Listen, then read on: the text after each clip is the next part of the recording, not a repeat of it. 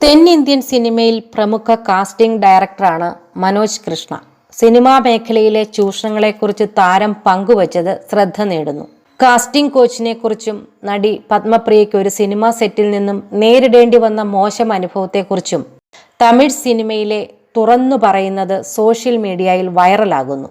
സിനിമയിൽ ശ്രദ്ധിക്കപ്പെടാൻ സമയമെടുക്കുമെന്നും അതിന് തയ്യാറാവാതെ വന്നയുടനെ താരമാകണമെന്ന് കരുതുന്നവർക്കാണ് അഡ്ജസ്റ്റ്മെന്റുകൾക്ക് വഴങ്ങേണ്ടി വരുന്നതെന്ന് മനോജ് കൃഷ്ണ പറയുന്നു. പത്മപ്രിയയ്ക്ക് നടന്ന സംഭവം നിരവധി പേർക്കറിയാം. ഒരു സിനിമയ്ക്ക് ഔട്ട്ഡോർ ഷൂട്ടിന് പോയപ്പോൾ അവരെ ഒരുപാട് ടോർച്ചർ ചെയ്തു. ഞാനായിരുന്നു അന്ന് മാനേജർ.